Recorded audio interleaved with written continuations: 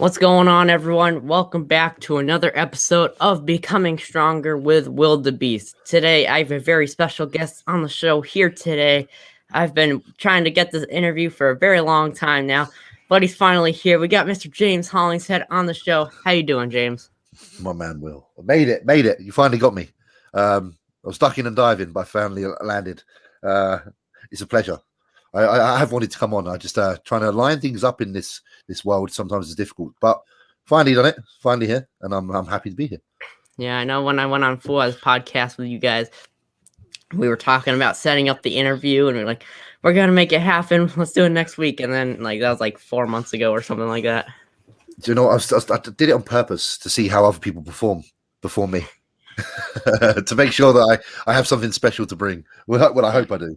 So we'll see. But I was doing my research and I had to get ready for this podcast, and I brought some things that I can use. So I got my protein shake right here. Yep. Good man. Got a nice banana here. Good man. And then got my rice cake. Just the one. I hope there's more than one. Don't disappoint me, Will. I want to see a bowl full. Good lad. Yeah. Good lad. So I want to start off this interview by hearing about your origin story. And if you couldn't tell, I'm a huge fan of comic books, and I love hearing characters' origin stories. So I want to start off this interview by hearing about your childhood and your school career and what led you to becoming a bodybuilder. Okay. That's interesting. It's good because I haven't had to venture back for a long time. So it's good for yourself sometimes to go back. Yeah. Bodybuilding for me, it started at a very young age. I was in high school. Obviously, when you're in high school, I was in a mixed gender school, and attention from females was obviously something I was very much aware of and I wanted. And I suppose, well, I don't have to worry about that yet. No, you don't. But I think I must have been around the age where I started to grow an interest in that. And there was either two ways of doing it. You're intelligent, you're smart, and the girls like you because you're smart, or you're physically, you have an appearance that is attractive. And I wasn't very academic. I just didn't have I didn't have much interest in most of the kind of criteria that school was offering, because to be fair, schools in England aren't that diverse in what they teach. Sport's very much neglected. Whereas, I know in America, sport is very heavily emphasized, which is really important for development of people at a young age, I think. We didn't have that here. So, I knew that was missing. So I decided to go my own path and join a gym when I was literally 14 years old. And I joined a leisure center. And I didn't obviously think to be a bodybuilder at the time, but I just knew that physical output and activity was really important at a young age. So I started getting into the weights before anything. Alongside that, I was very interested in boxing at the time. So I boxed as well as lifted. The boxing kind of was the dream. I wanted to be the best in the world for a while. But by the time of hitting about 16 years old, the weights kind of took over. And that was kind of the beginning of the fork, which I had to choose a path where I was going to go, whether I was going to try and do well at school, go into A levels and try and push my academia, or focus on, strangely enough, focus on lifting weights, which at the time most people thought was absurd. But I don't know why. I had a dream that it would be able to turn into something. And I just went down that fork of the road, and for some reason it seemed to work. So, if you've got any questions about that time, I'm happy to answer them, and I will happily delve back, because it is really interesting going back in time and seeing where things began. Yeah, I do want to ask you something, but I don't want to get you back into that that mindset, and I don't want to dig deep into it. But correct me if I'm wrong. When you were in your school, when you were in high school and that sort of thing, didn't you used to lash out when people used to pick on you? Oh yeah, I was quite volatile. I wasn't I wouldn't initiate anything. I would never initiate anything, but I felt very disrespected if anyone tried to harm myself or any of my friends. I think that I had that mindset because, again, as a young man, I didn't really have a father figure. My dad left when I was 6 years old, so I was a bit volatile. I suppose I was sensitive, and with that sensitivity comes certain mechanisms, and one of my mechanisms was kind of a defense. And I felt very defending of myself or anyone that was close to me at the time. And obviously in school, there's a massive amount of rivalry growing up about who's who and ego. And I didn't ever like the thought of anyone feeling that they could be superior. Not that I felt the need to be superior myself, but I didn't like any others doing that. So even if I saw people trying to do that to friends of mine, I would always get involved and try and, a lot of the time end up actually having an argument to try and fix something that's probably quite trivial. But it's just how I felt at the time. I just felt that there was an imbalance, and I didn't like people being treated as lessers than others. And like I said, I think that comes from my past. I think that comes from that history as a child, not having someone there to tell you how to deal with situations and you trying to figure it out for yourself. Like when you would do that, like how did you soon like get out of that mindset? Like how did you like not like when someone made fun of you, like how did you like learn not to be like, all right, I'm not gonna like lash out and attack this guy? I think discipline came from when I was boxing, obviously being around people that were very physically capable, who, if they really wanted to, could really hurt people, but didn't, because they were disciplined. Yeah. And you have to be around people of that caliber to understand that it's okay to have all the power in the world and the force, but you don't have to use it. So I was around these individuals who, quite frankly, if they wanted to go around and being bullies, they could, but they chose to use, as cheesy as it sounds, their power for good. Yeah. There is a lot of people at my school that I'm like, I want to punch this guy right in the face. But like, I think with like wrestling and jiu-jitsu, that's really like disciplined me to like, just like stay back and just not bother with it. Cause just like not cause a problem. But yeah. Yeah. Cause I think the older you get, you realize like comeuppance is something that does occur.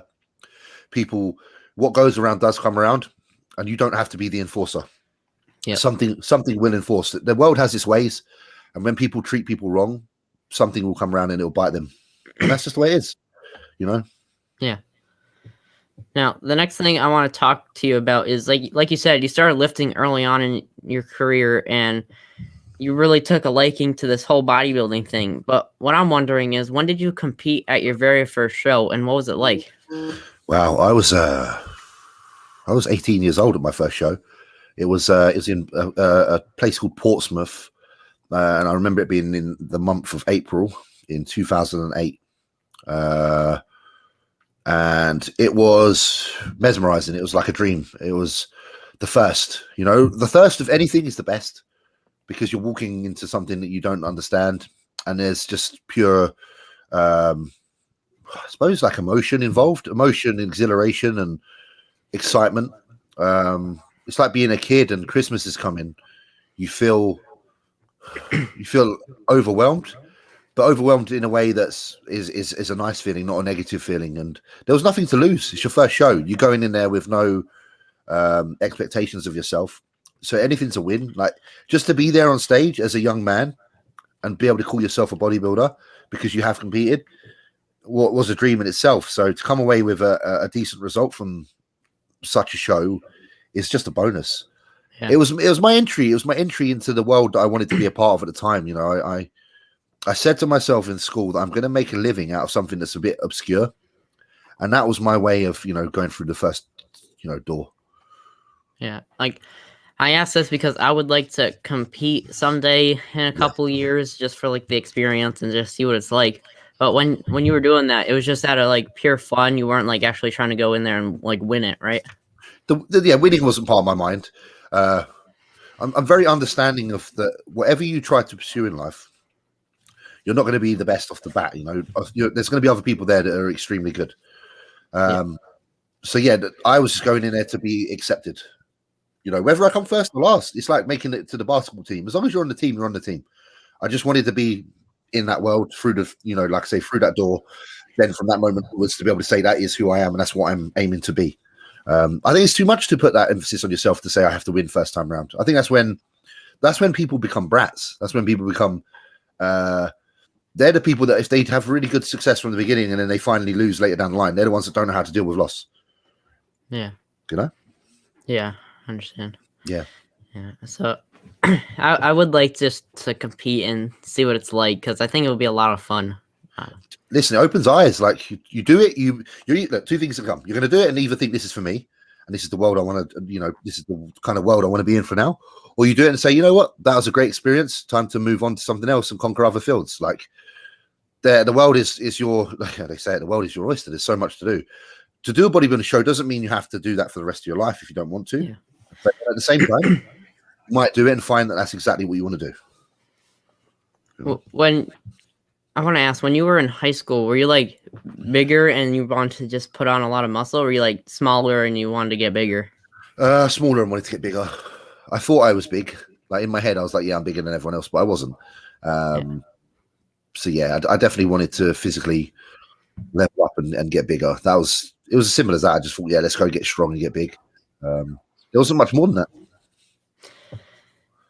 I'm kind of smaller. I'm definitely not like bigger than some of the kids at my school, but I'm like, oh yeah, I got some muscle, and then I trained legs a couple of days ago, and they just put up brand new mirrors in our gym. The first time our gym ever had mirrors, so I'm like flexing my legs in there. Yeah, and I'm like, Dad, don't my legs look huge? And he goes, no, they're twigs.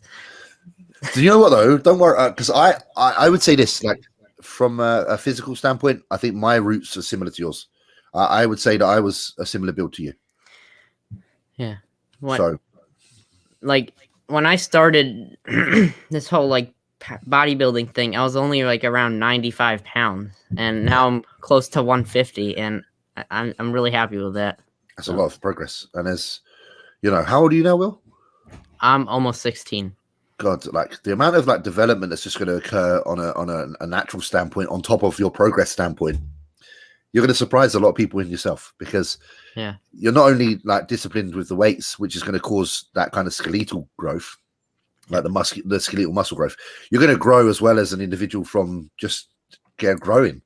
So like the two of those together, the acceleration in your physique is going to be mad. You're going to look at yourself.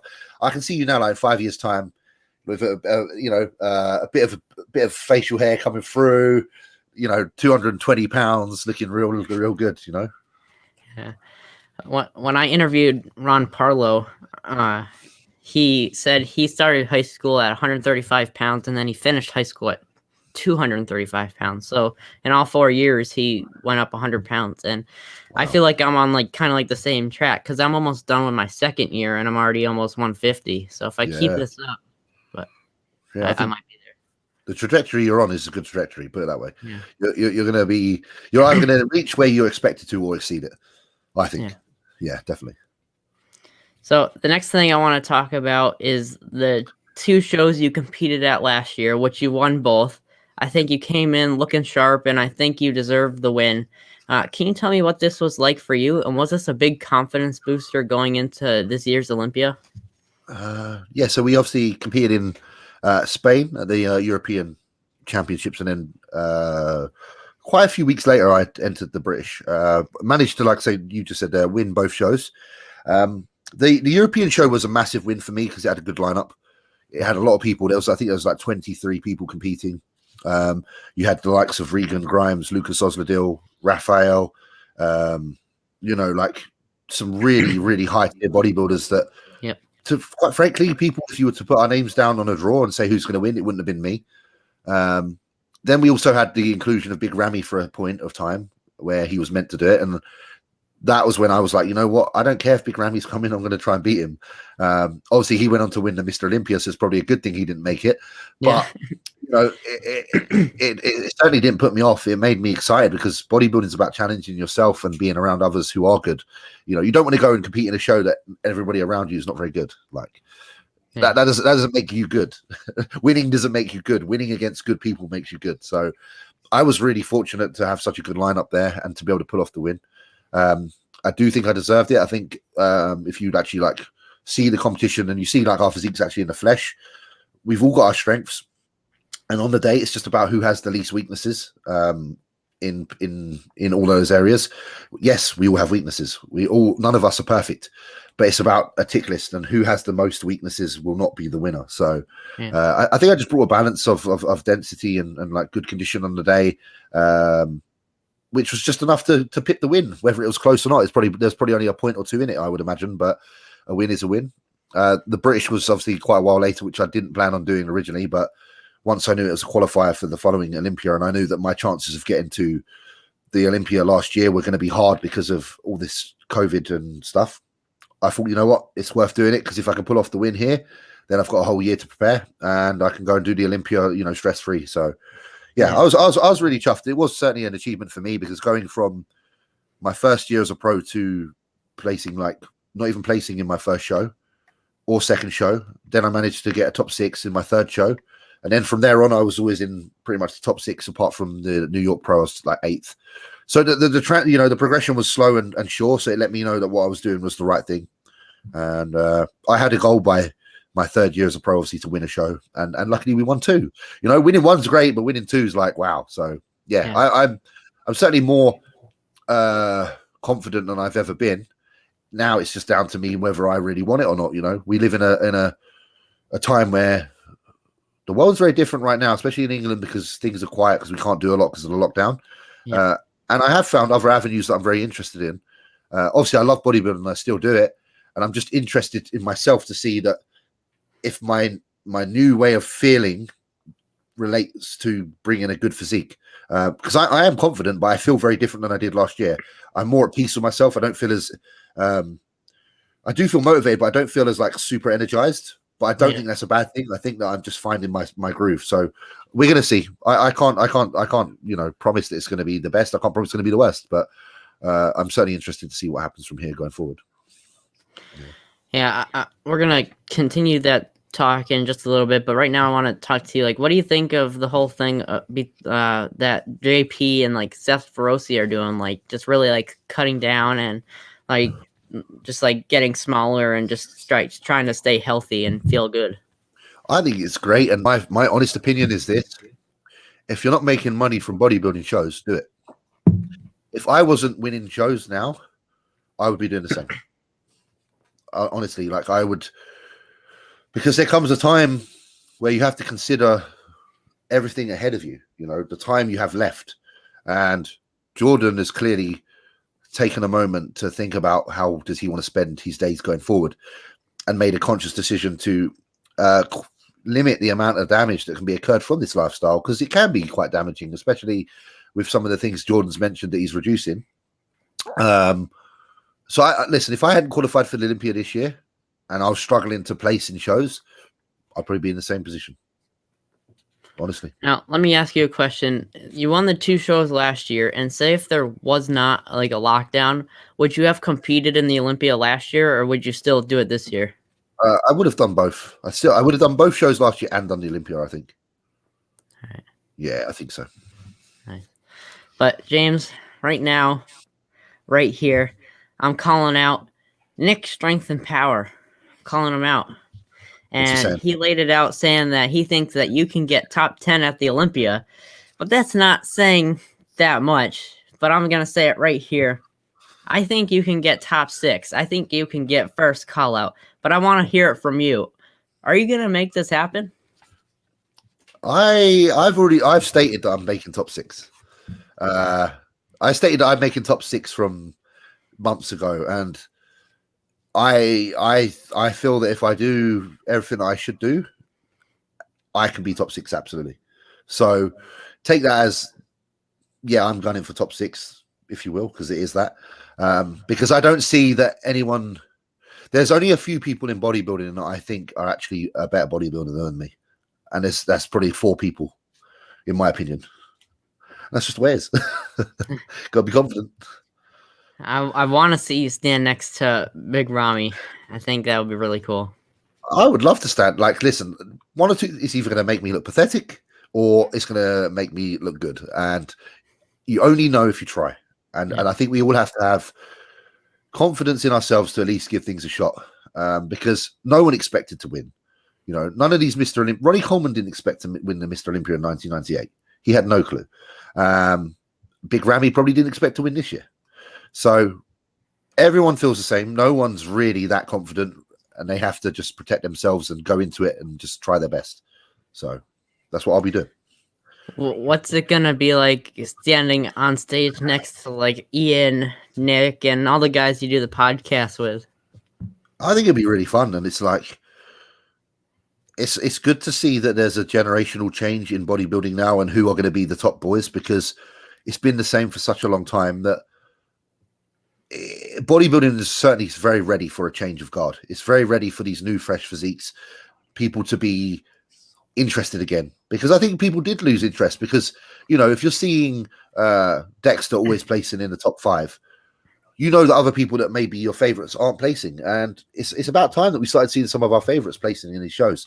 And it's going to happen now because the old guard, they're reaching the end of their careers, the new guard are coming in. So I'm just honored to be up there with, you know, the likes of Ian, who I'm friends with. Nick, I think, is a great guy. Phenomenal bodybuilders. I'm just looking forward to it. I think it's going to be a really interesting Mr. Olympia this year because it's going to feel very different. Yeah, and I think with what Fouad started, like his podcast and bringing on all these people, I think it really like helped seeing like everyone's like personality, like what they like to do and how they act and what they just really are like, and yeah, it really helped people like these bodybuilders. Well, how do you make bodybuilding more popular? You show the people for who they are, don't you?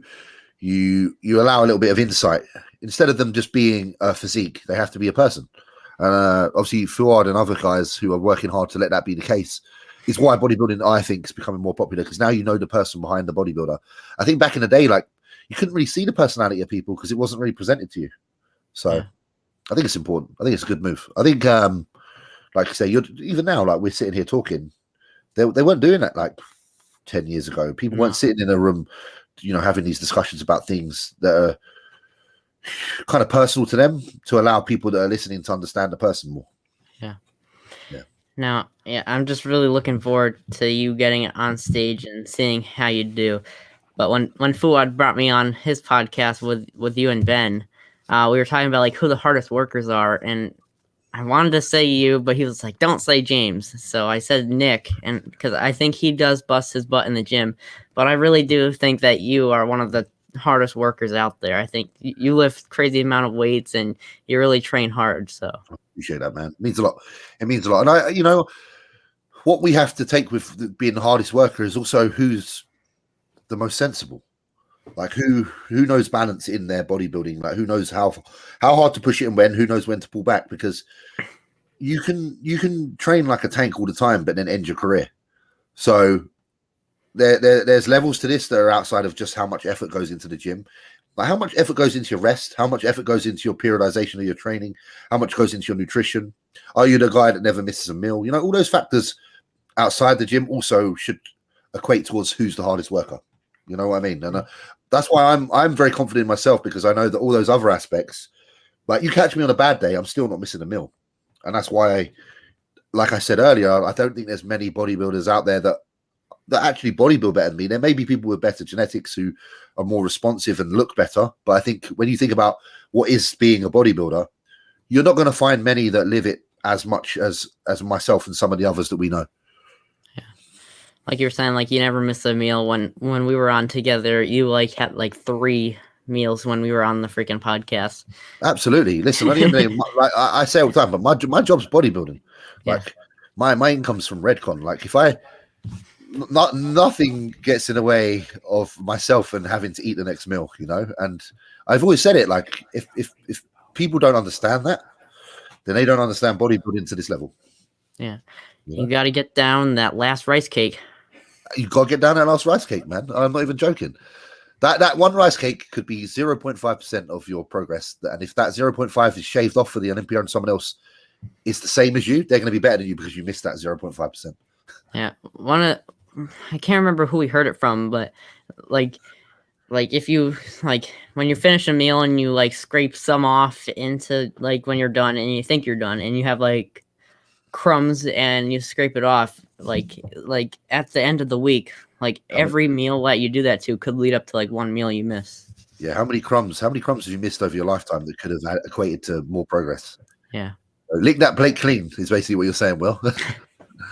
Yeah, because like I hate eating in the morning, and and especially like I don't know what's wrong with me, but I'm not a fan of eggs.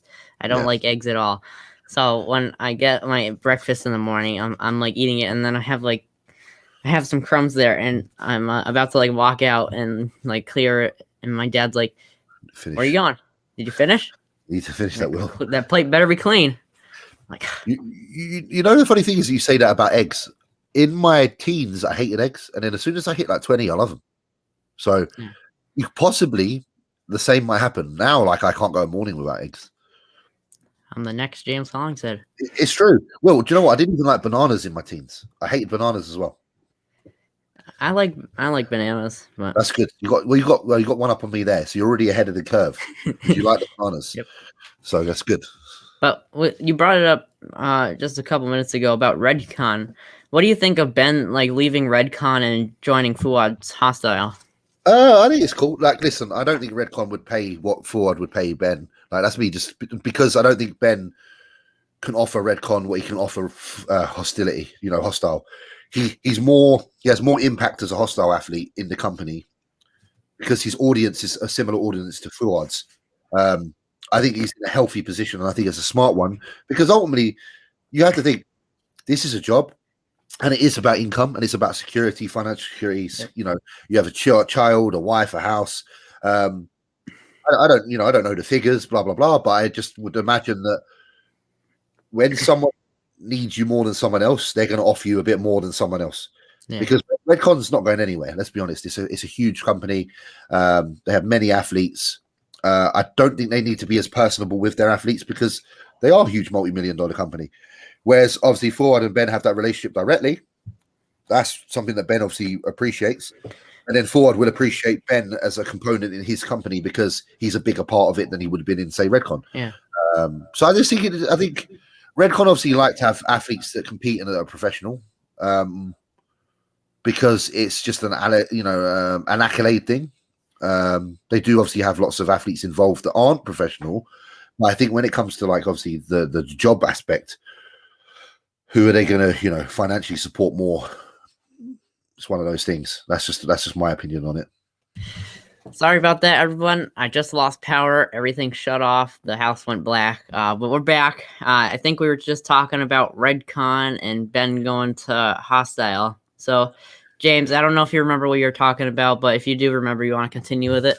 Yeah, I was just saying. I think from like a career path, I think it was a sensible move because, like I said, I think Ben offers more to Hosstile than he did to say Redcon. So, you got to be valued within your place. Obviously, Redcon are great and they would look after someone like Ben, but I think Fouad is in a position to be a bit more personal with him and perhaps offer him, I don't know, maybe a bit more stability. There's obviously something there that Ben's interested in, and maybe the brand itself, maybe what they represent is more fitting to him. Friendships, like you say. There's many reasons to kind of spend more time with Fouad, really, isn't there? Yeah. Yeah. Like, he's really on the verge of blowing up right now. He just got over to, like, the UK, I know. Yeah. And he's just, like, right there. He's about to blow up. But I put out a freaking hilarious video on my Instagram when I got this shirt. I did a whole thing, like, I'm a part of the team. I'm a part of the team. And I open it up, and I go to the gym, and I'm, like, curling. I'm like, I'm a part of the team. And then I'm, like, going to sleep, and I'm like, Dad, I can't believe Fouad made me a part of the Hosstile team. I'm so happy. And he goes, what are you talking about? I bought that shirt for $24.99. And he's like, you're not a part of the team. So and Fouad didn't even like it. He didn't even see it. What? I'm going to message him right now. I'll say, man. He didn't even like, I was like, did he not like the post? Did he not like the post? Nope. Mate, I'm having a strong word. I'm having a strong word, Will. Yeah, I thought I was going to make him laugh. I thought he was going to love it. Nothing. Listen, I'm disappointed. He should, if he hears this, he should be sending you a wardrobe full of tops and joggers right now. Pants. You gotta talk to him next time you go up on the show. This is me saying it now. Fouad, if you listen to this, I expect you to send Will a wardrobe. Yep. Fouad, you see where our priorities are at. Exactly. And I want to see Will's profile on the Hosstile site as an athlete, please. That'd be great. You gotta make it happen. Exactly. Next thing I want to talk to you about is coaching. A couple weeks ago, I just had to let go of the coach I had. It was just getting into a position where it wasn't working. It was the first coach I had, and it was really weird just like saying like, we can't do this anymore. I have to let you go. But right now I don't have like a coach or any programming. And I reached out to Terrence Ruffin for like programming, and he's in the works of that, but he's been super busy lately. But can you tell me your thoughts on coaching? Like, how important is it, and what age do you think you need it the most? I kind of always had someone guiding me to a certain extent. So whether you call it a coach or not, even in my earliest years of bodybuilding, there was always someone who was a second eye who had experience in bodybuilding. I think obviously it depends whether you're trying to be coached. I think actually, to be fair, doesn't it? I think whatever you're trying to be coached in, obviously you need to be learning from someone who has more experience than you. The bottom line is you can't learn from someone who doesn't know more than you. And with that being said, like you have to have faith that they're not telling you fibs, that what they are telling you is genuine. Because at the end of the day, it's either going to aid your progress or impede it, depending on how true they are to their word. I think a coach is, I think at least a second pair of eyes is important from the get-go. Because if you go into bodybuilding or training and you do it wrong, then you do it wrong and your progress is wrong. Because, you know, it's like they say practice makes perfect. It doesn't if the practice is wrong. So the earlier you can learn the fundamentals, whether it be nutrition, training, posing, from someone who has half an understanding, the sooner you're setting you on your way to progress and success. I had, like I said, I had eyes looking over me even from day one to a certain extent. Were they watching me all the time? No, but they gave me a rough idea of what I had to do, and it helped a lot. Then, obviously, with time, the more interested and more deep you get into this, the more help you may require, more assistance you need. That's when you look into like actual coaches that are out there who are kind of established for what they do, you know, like Patrick and people like that. Yeah, I learn a ton from you guys. I think you guys really know what you're talking about, so I take some of the stuff from you. But the guy I was with, he takes a lot of his like training, like JP, and he bases it off a lot of like that. And I kind of liked it. It was fun doing that sort of thing, like lifting the heavy weights and just going crazy. But I really work hard in the gym, and I don't think he was like taking me seriously. I don't know, but it's hard. It's hard to know. You will go through coaches, Will. Like I've been with many, and all of them are good, but it depends on synergy. Yeah. You know, like then it doesn't. They're not necessarily bad people if it doesn't work. You know, it's more about how do you fit with the person. It's taken me a long time to find someone that technically I fit with. You know, I've worked with the best. I've worked with Vacito. I've worked with Jordan. I've worked with Phil Viz. All coaches that have managed to turn multiple people professional and really do well. Yet it's taken me to get to Patrick to find what I needed to win a show. At the end of the day, it's all calories in, calories out. It's expenditure.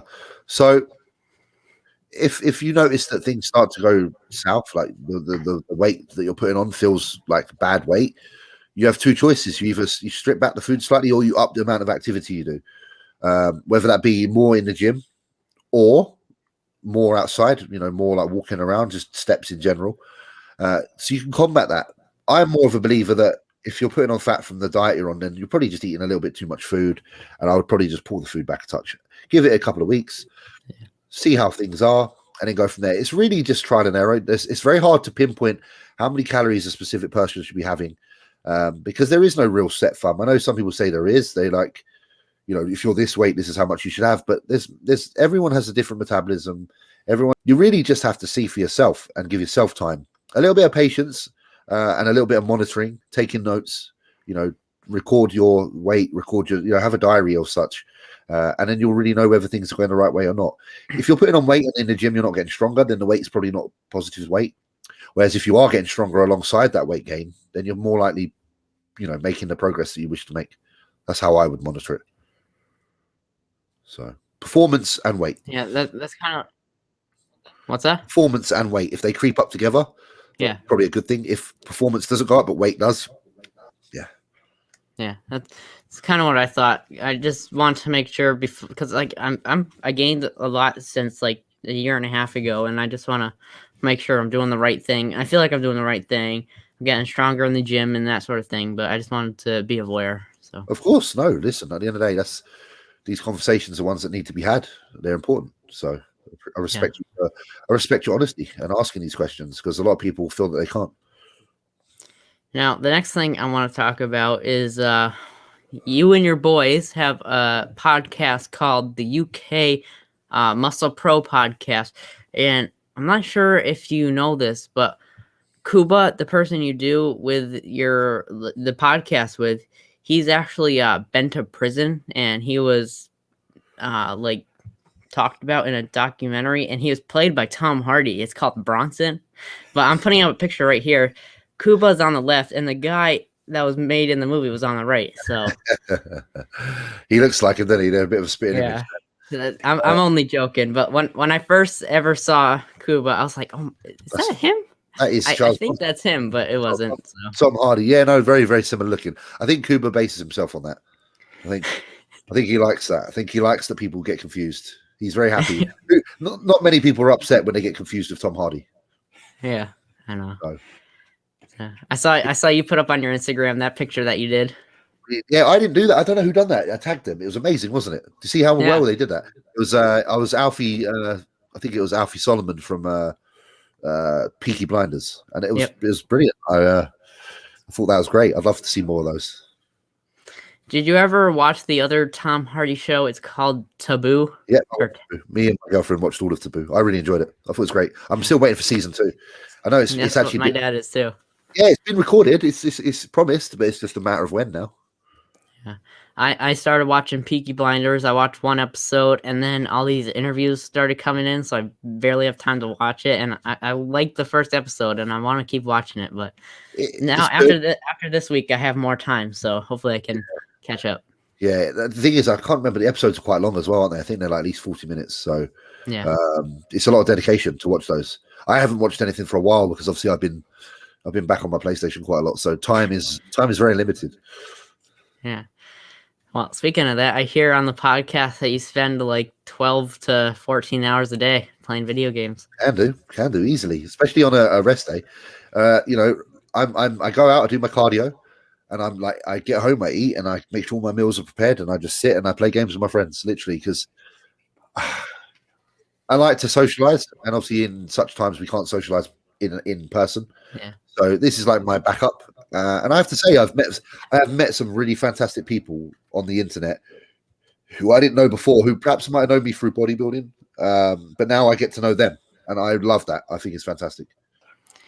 Yeah, like the whole thing you do with Twitch and everything. You see me pop in the chat a couple of times, like exactly, and they're just like cheering you on, but I'm kind of surprised you don't count like the video games as your cardio, because when you get into like a position, you start sweating and your heart starts racing.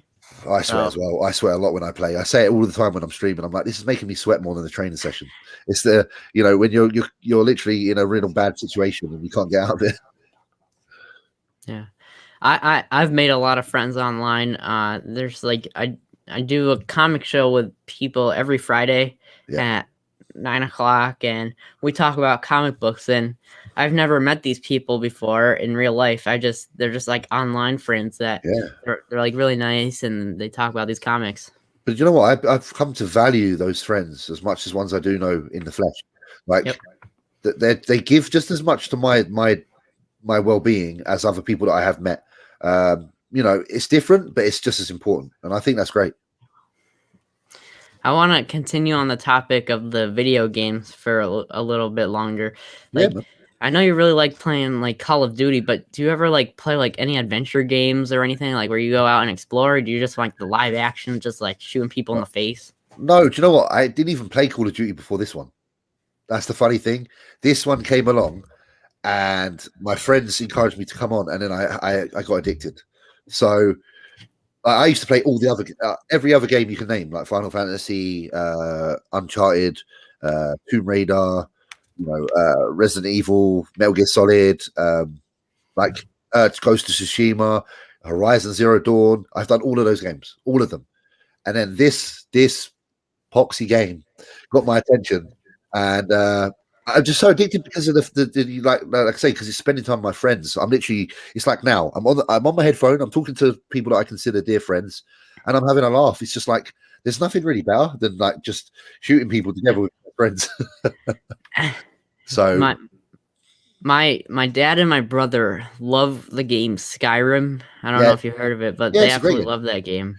Oh yeah, the Elder Scrolls. You had Oblivion before that, like so.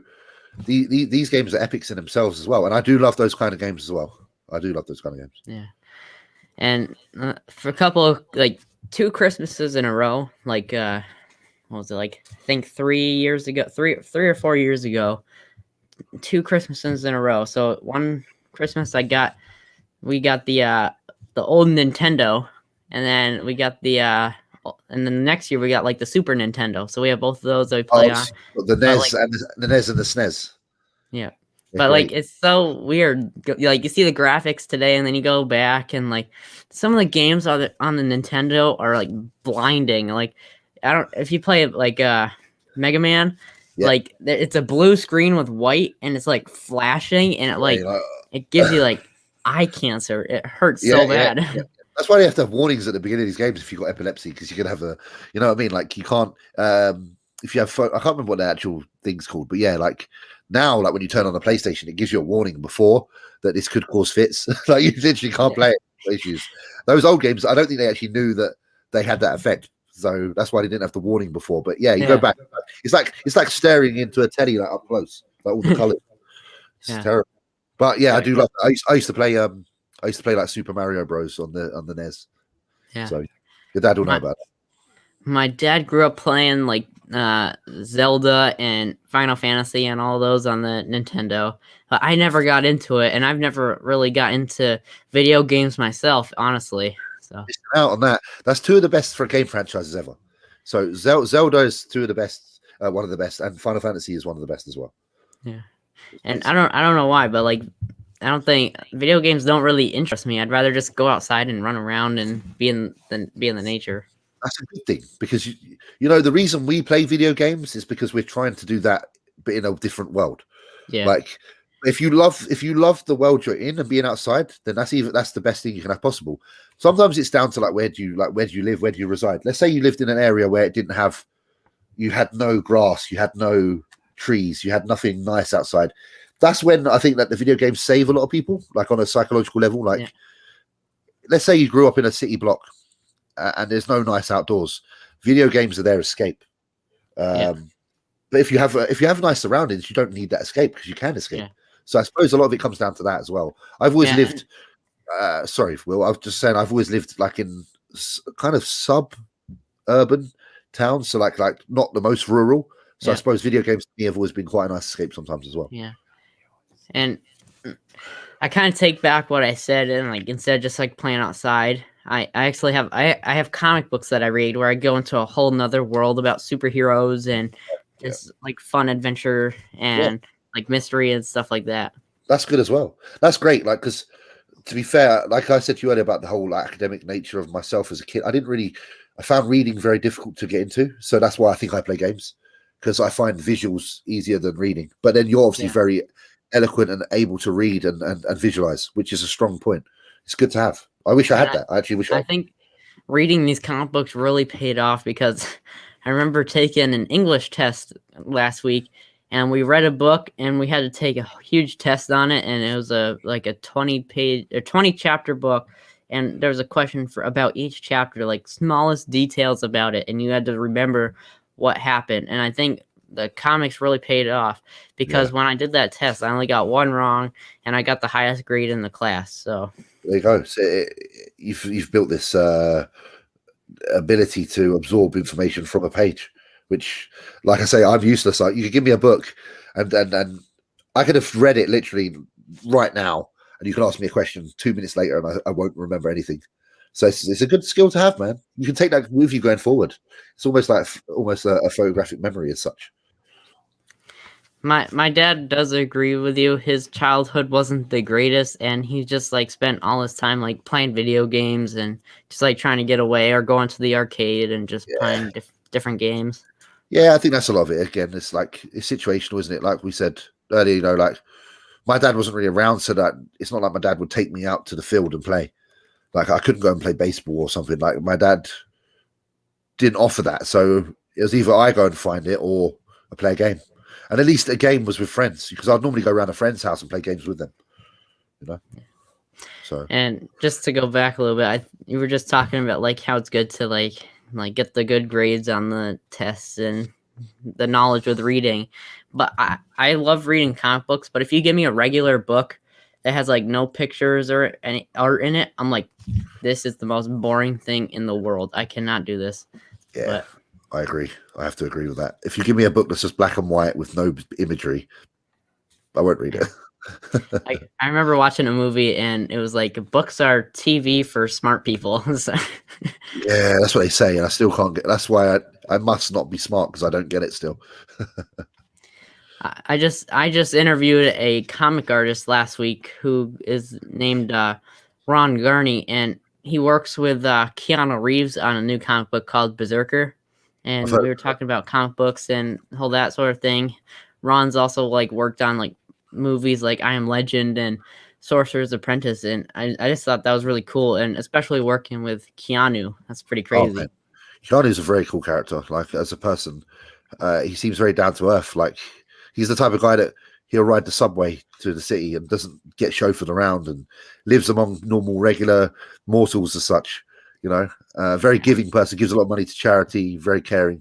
Donates most of the. I think he donated most of the money he got from the Matrix, one of them or two of them, to like charity. I can't remember. Yeah, he's a very seemingly nice man. So Yeah, that's but cool. ever since Ron started working with him, he's been getting like the weirdest messages from like these girls and guys, and like they're like, I need to know, like one of these girls that he said, like it was like a message he read. He's like, this, John or Keanu is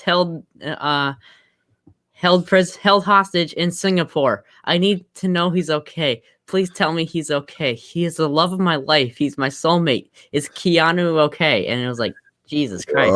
Where he's coming from, spamming. The a film I do like, and I wonder if your dad likes, is Constantine. I thought that was one of the best Keanu Reeves films. Did you see that ever? Did you ever watch Constantine? Yeah. Yeah, I thought that I was dying. Yeah, Constantine. Yeah, I was dying for a sequel for that, and we never got it. I was upset. Know. I love that movie.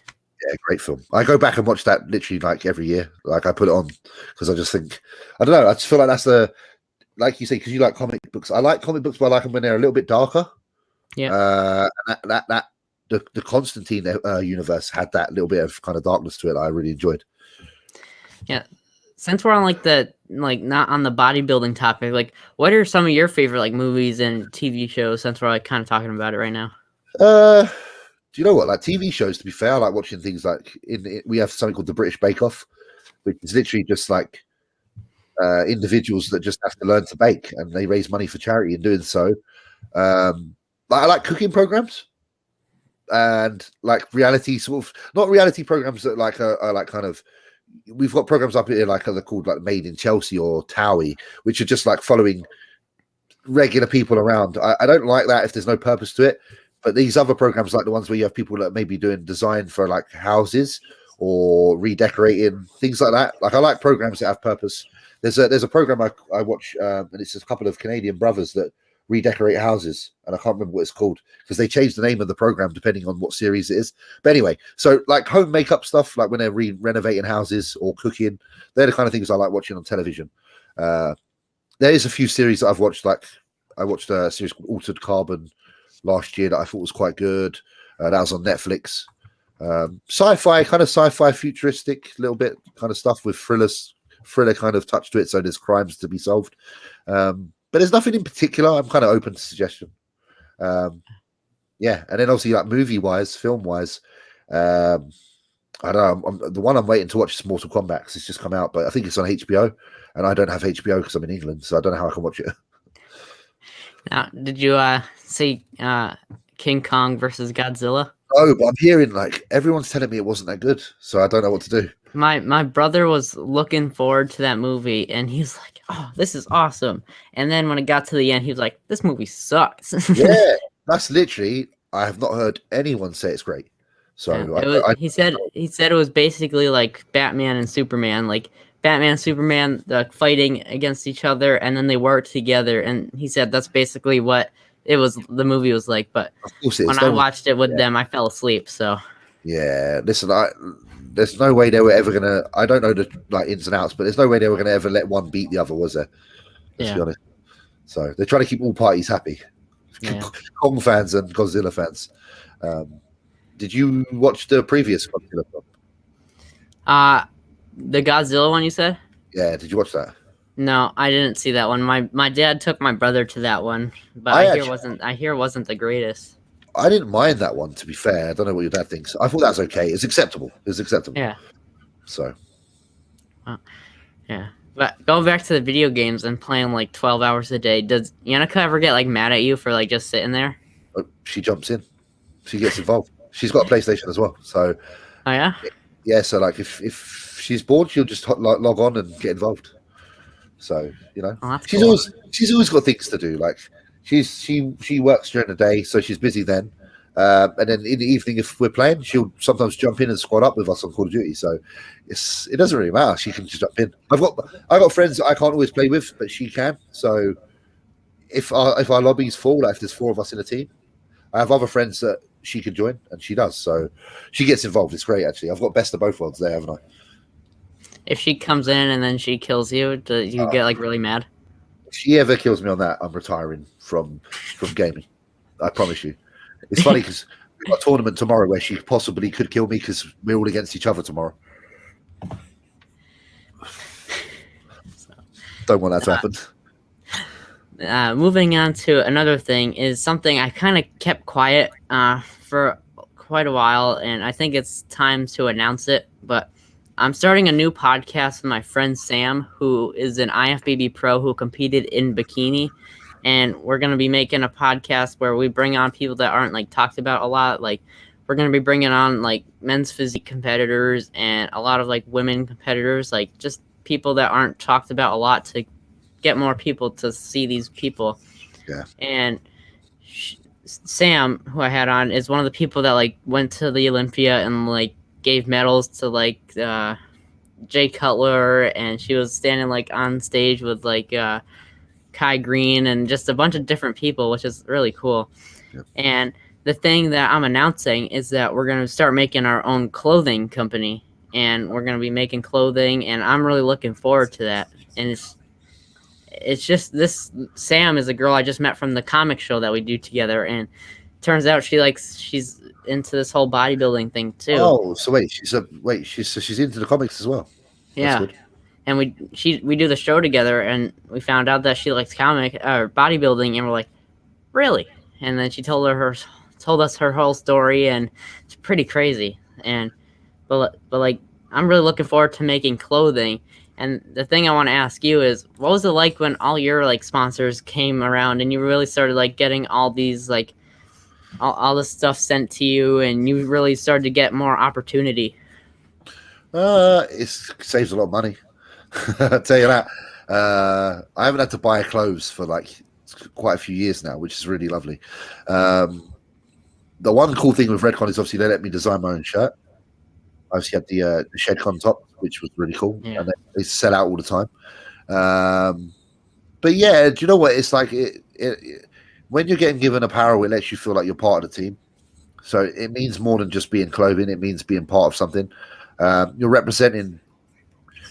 And you owe to represent because you're being paid as an individual to be part of the team. So it's like it works 2 ways.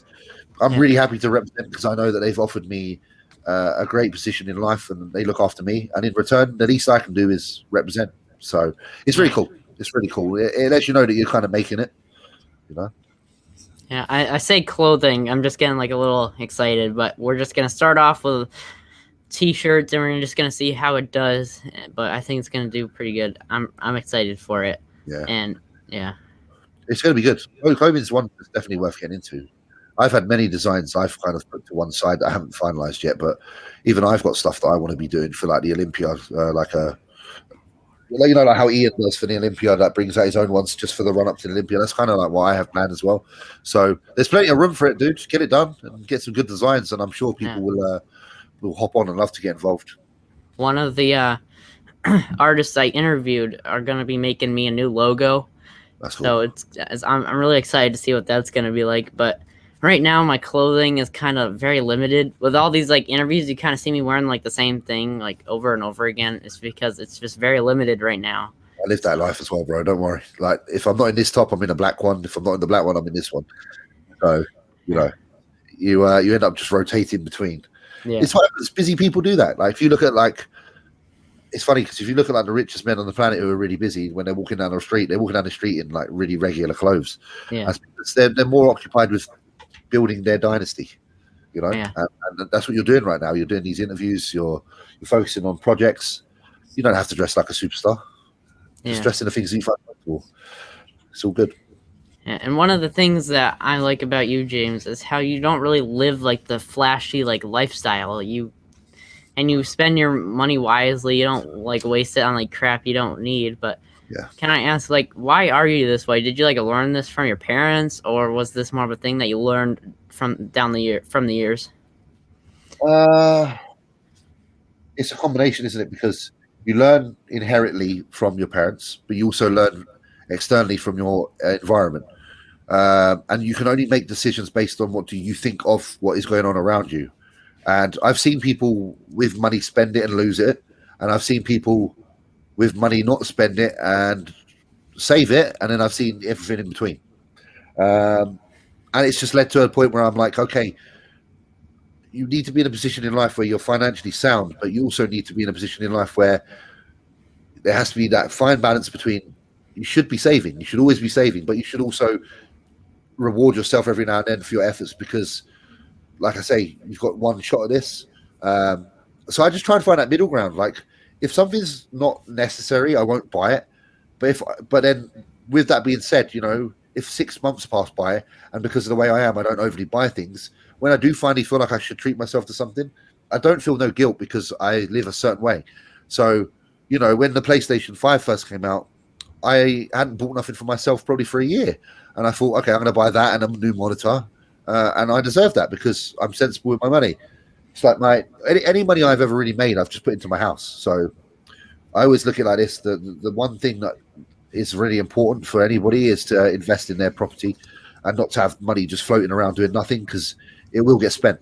So I suppose it's just, I don't know, it's just me being aware of the value of the pound, but also understanding that, like, money, you shouldn't be super tight with it and hold on to it because you can always earn more, but at the same time you shouldn't be throwing it everywhere because things can change, situations can change.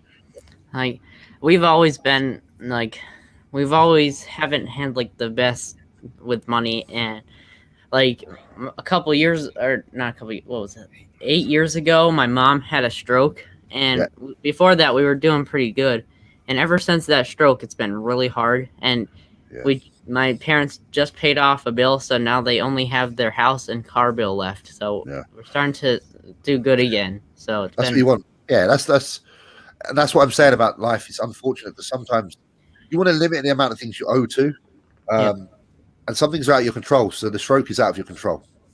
But the good thing that your parents didn't do is have all these other things that they needed to pay for because they were throwing money all over the place.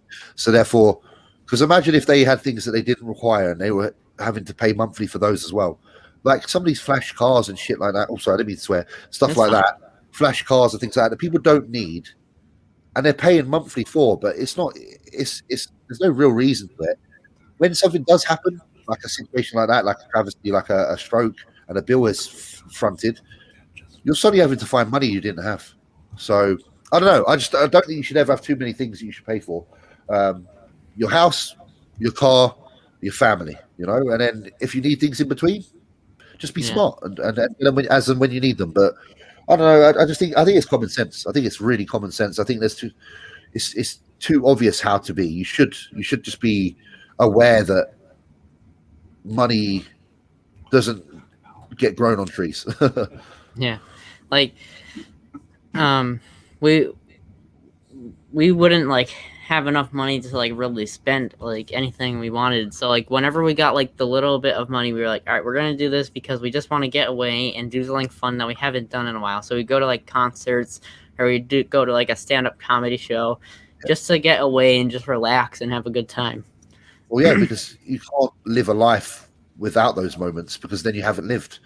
So I think it's really important because the memories and the moments and the feelings you're going to get from those little events that occur in your life are the ones that life is all about living for. More so than owning the car, more so than owning the yacht, more so than owning the theatre room. Where are you going to have more memories of? The concert you went with your father and had a laugh, or the car that you get to drive every day and it's going to be boring after a week? Yeah. You know? Yeah. And when my mom was getting better from her stroke, she really wanted to like travel and do something. So she got talked to her friend, and then me and my dad and my brother were like, yeah, you need this. So she went to the UK with her friend, and they spent like a week there, and they were just traveling around experiencing everything.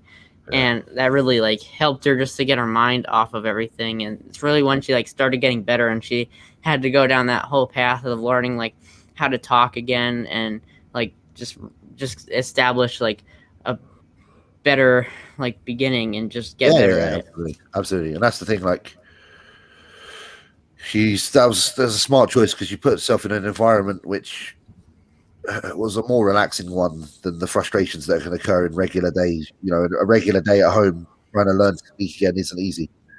Whereas if you put yourself somewhere that you enjoy being, and with someone that I know she also went with her friend, and that's a boost in itself. It makes it a lot easier probably to get through those hard times, I would imagine. Yeah. You know? So, James, I have 2 questions left, and then we have some fan questions to get to. So, cool. Ready? Yeah, man. All right.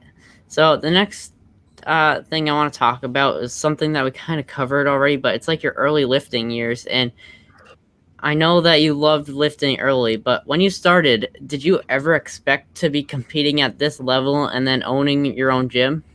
No, never. No. Life for me has always been incremental. You know, the thought of achievement is always one step at a time.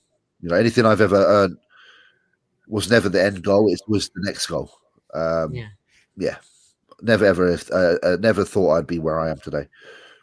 What has been owning a gym been like during this time, like with this whole COVID thing? Did you ever like come close to closing doors? No, because obviously, fortunately, the gym with Kings, I'm one of many. There's a few of us that are behind the financial side of the gym. Yeah. So no one's leaning too much on anybody. So there's other businesses involved which actually allow the gym to remain open. So you know, food franchises and stuff like that earn money all the time, even now, and that's the main basis of our income, which allows the gym to actually survive even when the gym's shut. Whereas obviously other people, when their sole business is just the gym, that's when it becomes difficult, because you're not earning any money from anywhere. We've been really fortunate that my friend John, who's one of the investors, who's like the main guy, he's pretty much been able to keep the gym open because of his already established businesses. So we haven't had to go anywhere because of those fortunate situations we're in, which is smart. Like, the gym wasn't opened. The gym was never opened knowing that it's all the eggs in one basket. The gym was open knowing that it was a possibility, and that even if it wasn't a success, it wouldn't destroy us all. But it's a success. The gym is a success, and it's a very popular one, which is all the more great. It's a really tough one for gyms, people opening gyms, especially when they're doing it off of. I know people that have like remortgaged their houses and sold their homes to open a gym. And if that was the case in this situation right now, then the gym probably would have been lost. But fortunately, we're not in that position. So now, as your COVID restrictions are like kind of like lowering, and you can start to like go out and start to do stuff, like what are some of like the things that you have to do now for your gym? Like how many people are going to be allowed, and like what are you going to have to like change that you didn't have to do before? Well, currently I think we're just going to implement what we had on the last pre-lockdown phase, which is where we only had up to I think we had up to like 50 individuals in the gym at a time, social distancing, obviously sanitizing, dispensaries all around the gym, and just cleaning up appliances. Other than that, we sometimes have a booking system, so we can only book so many people in at a time to avoid obviously overrunning the gym. But with 50 people coming to the gym, we're usually able to do that just of having a kind of a click counter. It's easy enough to kind of know how many people are in there. We don't have to do too much, to be fair. We're quite fortunate that the gym's a very large space. It's not a small, tight gym, so it doesn't mean... So social distancing basically is very easy to abide by in there. We haven't actually received any like kind of government guidelines as to what to do when the gym's open, but we've been told they're opening on the 12th of April. So that being said, they haven't really disclosed you have to do this or that. But from a precautionary standpoint, I'm sure what we'll do is just go back into what we did before for the at least for the first few weeks of things being open again, to just make sure things run smooth. Yeah. My friend Matt, who owns the gym that we go to, Lightning Fitness, it's kind of like the same. Like he has like we're only like allowed like 50 people in the gym just to be safe and that sort of thing. But one of the things he absolutely hates is people that don't put their weights away. What are your thoughts on that? Do you hate it? I think everyone hates that. Everyone that's a part of a gym's operations, like whether you're the owner, the manager, staff, I think all of us can agree that people that don't put their weights away are the bane of our lives and probably shouldn't be allowed in the gym. Yeah. It's not hard. It's really not hard to put your weights away. I know. I don't see the point of anyone not doing it. Like I'm kind of happy as long as people don't leave weights on the floor. So I don't mind if you put weights on any of the pins on the side of the racks, even if it's not where they were. Some machines have obviously the poles coming out of them that you can put weights on. So if they've taken them from a weight stand and they've put them on the side of the machine, I don't really mind as long as they're off the floor because I don't want people tripping over them. For me, it's more the hazard aspect and also the aspect of let's say someone who isn't very strong, who's a newbie to the gym, perhaps having to deload all this weight off of something, which is really unfair on them and eats into their time and their training. That inconvenience is something that I really, really find frustrating as well. Yeah, like he's like, if you don't take your weights off the machine you're using and put them back, and if you don't pick them up off the floor, it started off you'll be fined $20, and then it was like you'll be fined $25, and now it's like you're fined $30 if you don't put your weight away. Rightly so. I think that's fair. I think, but people still continue to do it. So it's like, there's always going to be one. There's always going to be one, and unfortunately, what you need to do with those people is actually ban them. Yeah.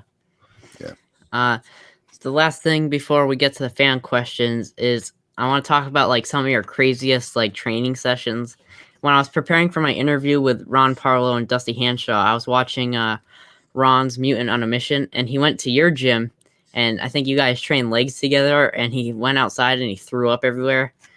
But can you tell me about some of your craziest sessions, and who were they with? Oh God, Will, I was only saying today to my friend, a friend of mine, Dean Hales. He used to train me quite a lot. He's one of the founders of the gym as well. We were just talking about an old back workout that he used to have me do where the sets were 3 minutes long. And he used to make me row 80-kilo dumbbells for 3 minutes straight. Oh my God. I've had very, very intense sessions, especially in my early bodybuilding. I used to train with a group of very, very large chaps who were older than I am and looked fantastic. But their coach trained us all together, so he threw me in the mix with them. And he used to try and force me to keep up with them. And obviously, with that being the case, I was probably pushing beyond my ability. But I would give it a go because I was hungry to be the best.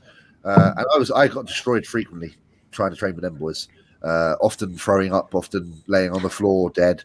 Oh God, I've had some good sessions. And it'll be surprising because the good sessions probably aren't always the heaviest ones. A lot of them are the voluminous ones where you're doing supersets and giant sets and drop sets. Getting from a squat rack straight over to a walking lunge, straight over to a leg extension, no rest. Those are the workouts where I felt the most volatile. And they're the ones where I've thrown up the most, certainly. But there's been many, and I still have good sessions now. But it's just different. As you get older, your connection with the muscles gets better. So therefore, you don't get as broken from the session because it doesn't hit you, I suppose, from a cardiovascular standpoint as much as it would back then. Yeah. So.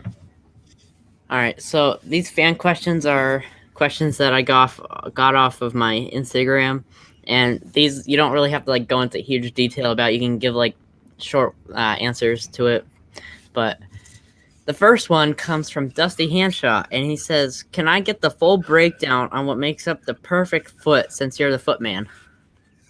It has to be lean. It can't be a chubby foot, not in my opinion.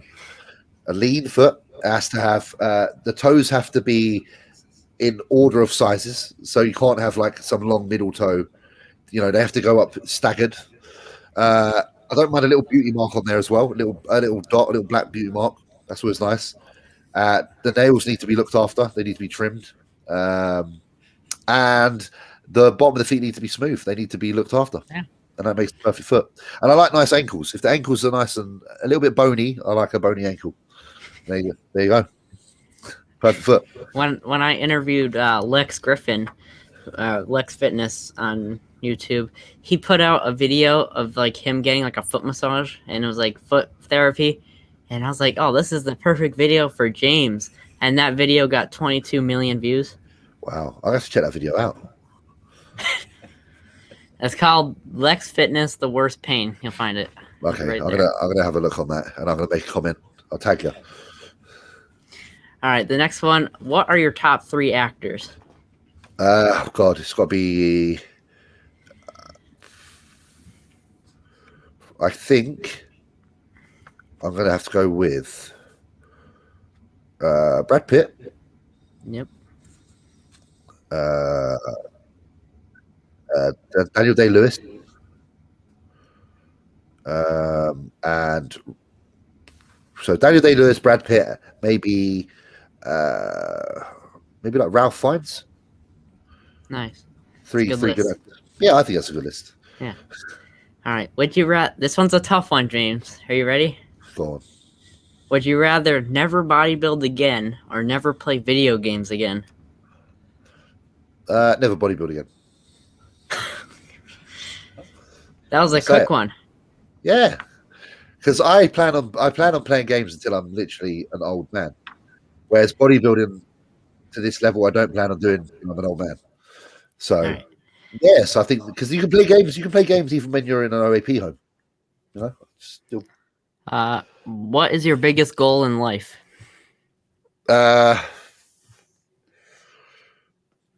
Just to make a good impression on people, and that's it. I have no like actual goal. I'm a goalless wonder, really. Just have a good impression, mate. Just when I'm gone, for people to say he was a good person and he had a good effect on people. That's it. Yeah. What's your favorite video game? Probably Resident Evil 2, the original. Nice. Yeah. Old school. We have the first one, and Ben hates it because he doesn't like how it's like from a security camera view, and he's like, "This game sucks." Oh man, they're the best. I think it's very cool, but I love it. I love the old. That's the old. They call it what do they call it? Static camera. Yeah. I love that. I honestly think that he's just scared because that is what it is. It's just fear. It's just fear. Now, this next question says, how many pounds of hair on your body? But I'm going to try and change this around. So who has more hair, you or King Kong? It's King Kong, but. You're right there. I'm not far behind. I would say that if King Kong had a baby, it would take the baby till it's about 2 years old to catch up with me. What makes you mad on Warzone? Campers, people that sit in a house in a corner, prone, and wait for you to come in. I hate them. That and dead silence. It's playing smart. It's not. That's called being a wuss. That's like you're not brave. You're actually just scared. Get out of the game. So if this was like, say, if it was real life, you would be the guy that's running around, and you wouldn't be the guy that's hiding. And whenever someone comes in, you just shoot them. No, you would be the guy running around. Because the problem is, when you camp, I know how it feels to camp. Your heart beats like crazy. Yeah, that's fear. I don't want to be the man that's scared. I want to be the man that's in control. And when they manage to kill you from camping, they know they're lucky. I don't want to be a lucky man. I want to be skilled. I'm gonna come across I'm gonna go on there tonight, and I'm gonna come across loads of campers now because they know I hate it. What's it going to take to have you shave your beard? I don't think I'll ever shave this ever again. I don't think anything. My dad hasn't had a clean face in a very long time. It doesn't feel right. I'm with your dad on this. It's part of you. Yeah, you're gonna like if you shave it off, you're gonna go do that, and then you'll be like, oh, there's nothing there. Listen, the day I shave my beard off is the day that this grows back properly. You are pretty strong. Would you ever try doing strongman? I did do strongman once when I was like 19 years old. I don't think ever try again just because of the risk of injury. But if I could rewind time, no, actually, no. I don't think I'd ever do strongman again. I don't think I ever will. I enjoyed it when I did it. I did well, but it's just too damaging on the body. And I'll be honest with you, like from a supplement standpoint, strongman requires a lot of supplements, and I don't know, not really up for that. Now, how tall are you? Because strongman kind of like specializes in like is taller. Yeah, I'm only 5'11", so I'm not very tall. Huh. Yeah. Can you put these people in best to last for showings? Fouad, Nick Walker, Guy, Ian, Ben, Kuba, and Jamie. I'd say Ian at the top. Fouad in second, I think. Who's there? Yep. Nick probably third. Who else have we got? You think Fouad beats Nick? At his prime. I think just because of a couple of times, I think Fouad was. Listen, Fouad's won some shows. That's all I'm going to say. When Nick wins, which he will, then it might change. But for now, I'll give Fouad the benefit of the doubt on that, I think. All right. Ian's placed 7th at the Olympia, which is a massive win. He's won 2 good shows, second in another good show. Fouad has won a number of shows. Like, Fouad's good. I do think, like, Nick has more muscle and is freaky, but I know how bodybuilding works. They don't always reward just more muscle. So it's kind of like my expertise is going into this as well. And then obviously I think Jamie, maybe. Okay. Then unfortunately Ben, just because Ben's the only one that's not a professional. Yeah. I think that's the order. And then there's Kuba and Guy left. Guy can go after. I think Jamie before Guy. Just the only reason being, Guy's won loads of shows, but just because Jamie's an open bodybuilder and he's very impressive, and I just want to wind Guy up because he's small compared to Jamie. And then Kuba, and then Ben. Like Ben's got a great physique. It's just it wouldn't beat any of them on a stage in pro bodybuilding. Yeah. The next question is, what's your favorite thing to do outside of video games and bodybuilding? Probably just go for walks, around like the local ponds and just like take it all in. Feed some ducks, man. Just feed some ducks and go for a walk. Go on, Will. Sorry. I was gonna say, like, I see those pictures on your Instagram, like where you go, and I think it's pretty cool. Yeah, man. That, and obviously when things are open, getting a cup of tea somewhere or coffee, just those really small things that are looked upon as minor, but they're very important to me. Yeah. Would you rather want a Warzone win or an Olympia win? I've got Warzone wins, so I need the Olympia win more. All right. Would you sacrifice 10 pounds of muscle for a perfect head of hair, like so? Yeah, I think so. I think not maybe now, but maybe in like 5 years' time. Like if I could have your hair in 5 years' time, I think 10 pounds of muscle is not too much to lose. I'm up for that.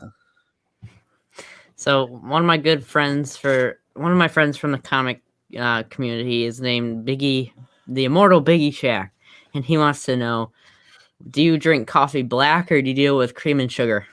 Both. Normally black, but if I was to go out, then I might have a fancy one. But normally black. What's your favorite rice cake flavor? Probably caramel. Yeah, I really like that too. They're pretty good, aren't they? They're pretty good. There was a staple. They're good. This next question is from the owner of my gym, Matt Mills, and he is a huge fan of yours. And he says, "How is training as heavy as you do separate you from others?"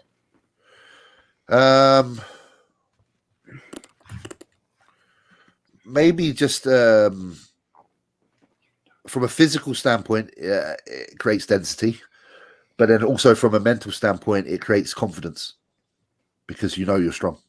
So I think those two aspects, physical, actual attributes of density, and then the confidence with that, obviously can take you a very long way. Being confident and being able to perform is half the battle. Yeah, right now he's switching over from like strongman and powerlifting to bodybuilding, and he's around like 6'1", 6'2", and he's like 280 right now, and he's gonna be competing in his first bodybuilding show this August. So That's cool. That's cool. Yeah. He's got a good frame. 6'1". That's a big guy. yeah, he's Very got a lot of tattoos though. Okay, we'll see. We'll see. Do you know, it's funny though, because like a lot of people are quite tattooed now, and it doesn't make too much of a difference. Depends what tan he gets. We'll see. We'll see. We'll keep an eye on him. Yeah, and he's got like tears, so I don't know if that will affect anything. Oh, the tears might. The tears might. Yeah. We'll see where the tears are. That's the strong man and powerlifting days. That's what that's done to him. Yeah. What is your favorite cereal? Probably the so-called clusters over here. I like Special K as well. I like quite boring cereal, just adding sugar myself. So, what villain or hero would you be? Villain. I don't know. Maybe like Dr. Manhattan, because he's kind of both. Oh, that's a good one. Yeah, he's kind of both, and he's all-seeing and all-knowing. You know, he's a bit of a beast. So, but villain, like if it was just because he's not really a villain, I suppose you could say he's a hero. Villain-wise, does it have to be like comic book, or can it be anything? It can be anything. Who's my favorite? I've got I know there's favorite villains in my head.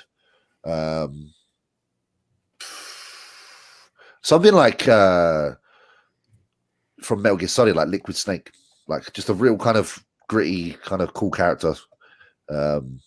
Something a bit more human than godlike, but just quirky. I don't know. I think Liquid Snake. I kind of want to answer this question too. Okay. Yeah, I want to hear it actually. So I think for a hero, I think I might be like Kid Omega, who's a kid who is a mutant, who's a part of like the X-Men kind of team. Yep. And he has what is it? Telekinesis, and he can like think of an object and it appears in his hand. Like he'll be like, he can like combine objects and make this one thing. Like he'll be like, he and like this massive gun, and it'll come together in this form, and he's super powerful. So yeah. I think I could be him. Yep. And I don't know who I'd be for like a villain. That's tough because there's no villains that are like small and like menacing. I don't know. There's some cool villains out there. That's where you got like kind of explore maybe into film or into game. That's why, because I couldn't think of a villain that I liked from comics for a second. That's why I went a little bit outside that. So I feel like Doctor Doom would be pretty cool. Yeah, Doctor Doom's cool. Doctor Doom. When do you? Sorry, with Doctor Doom, I'm going to ask a question now. What is Doctor Doom's actual power, though? He's like a sorcerer kind of thing. Yeah. Okay. He's like a mad scientist too. So. Yeah, because I obviously I've watched both the Fantastic Four films and obviously the newer one as well, and I didn't really know where his power came from. It's not really a story arc I understood much. Yeah. So I have to ask the boffin. I have to ask the smart one. You. Yeah. This next question: when do you sign with Hosstile? When it's $10,000 a month. A month.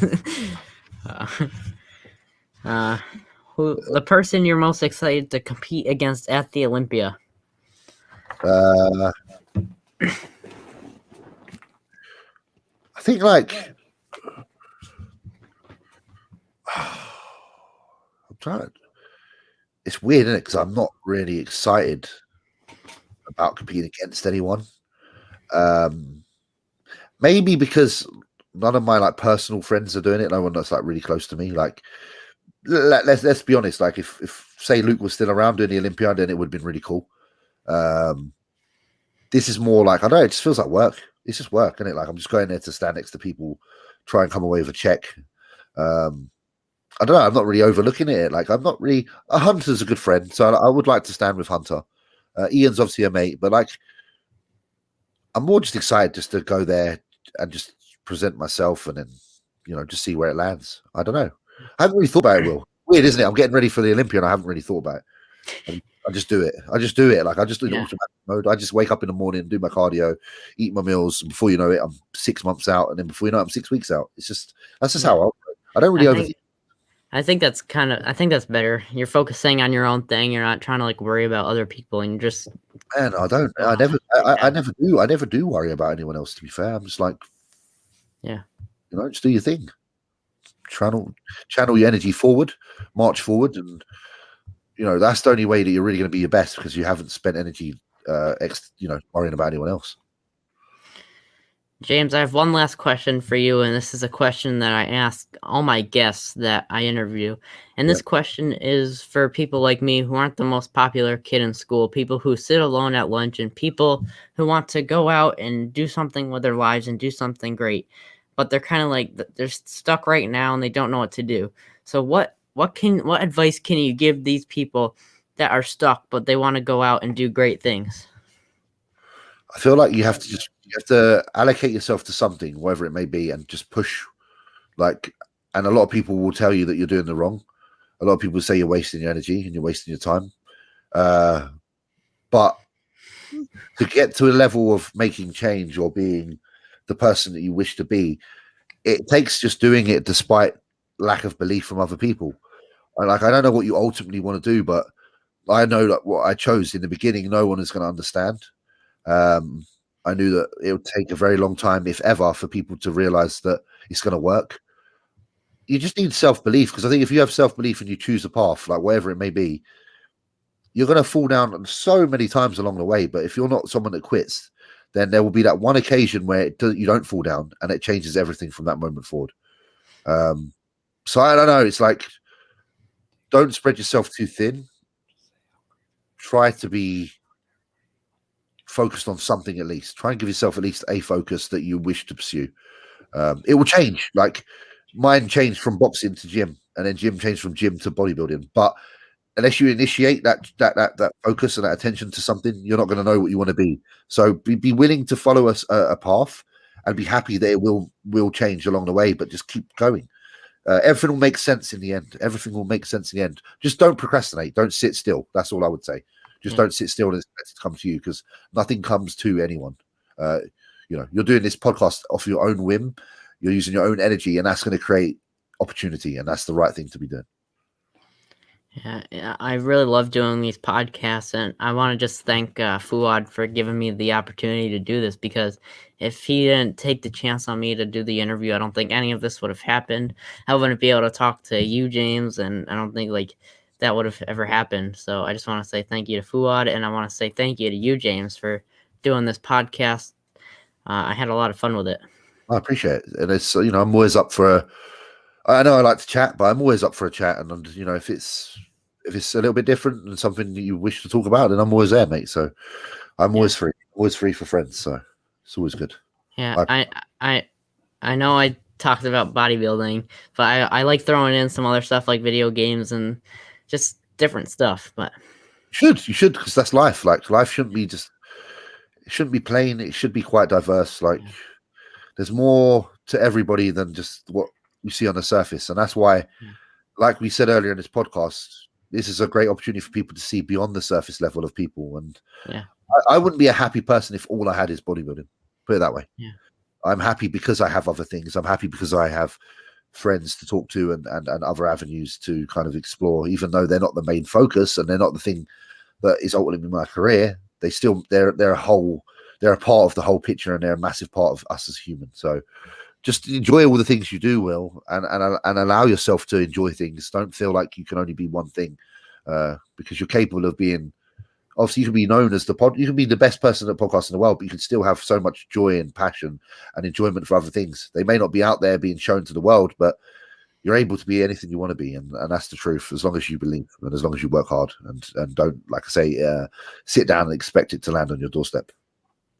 Powerful words from a powerful man. James, do you mind sticking around backstage just for a little bit? Of course, yeah, no worries. Well, I just want to say thank you once again for doing this podcast. I had so much fun. Even though it did take like 6 months to finally make this happen, we did it. We did. It was worth the wait. I appreciate it. Well, everyone, thank you for watching. Make sure you hit the subscribe, hit the like, and hit the notification bell. And I'll see you around in the next episode of Becoming Stronger. Thanks again, James.